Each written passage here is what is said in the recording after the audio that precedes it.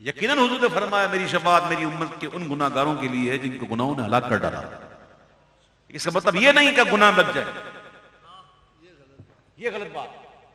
لیکن بات سنو، شفاعت اس کی ہوگی جو مومن ہوگا، اور گناہوں کی کثرت جو ہے نا اس کی وجہ سے بسا اوقات ایمان برباد ہو جاتا ہے. اور جب ایمان بھی نہیں ہوگا تو شفاعت کہاں ملے گی؟ گناہ کرنا اور ہے، گناہ ہو جانا اور ہے.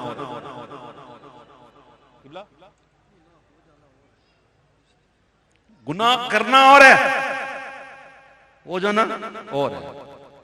جو ہو جائے نا تو فوراً گر جائے ربنا ظلمنا انفسنا وان لم تغفر لنا وترحمنا لنكونن من الخاسرین.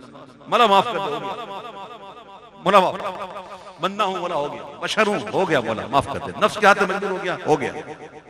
اللہ معاف کر دیتا ہے، بلکہ معاف بھی کرتا ہے اور اللہ اس کو نیکیوں سے بدل بھی دیتا ہے، جس کی شان ہے. قرآن کا یہ مضمون ہے کہ توبہ کرنے کے بعد عمل صالح کرے. کیا ہے مضمون؟ ہاں، جس نے عمل صالح کیا نا تو اس کی توبہ ایسی ہے جیسے چاہیے، جیسی ریکوائرمنٹ ہے. توبہ کر لی، وہ کام وہی چل رہا ہے، تو وہ توبہ تھوڑی ہے. توبہ کی کے بعد وہ عمل نہ کیا اور اللہ سے تو اس نے تو عمل کی توفیق مانگی، اچھے عمل کیے، تو اللہ فرماتا ہے یہ وہی ہے جو چاہتے ہیں.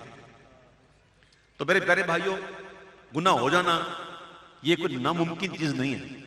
ہم میں سے کوئی بھی محفوظ نہیں ہے، ہم تو گناہ گار بندے ہیں، معصوم بھی نہیں.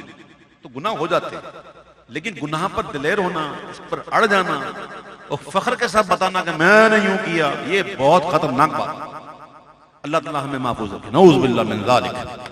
تو ٹھیک ہے، ہو گئے نا، اتنا غم بھی نہ.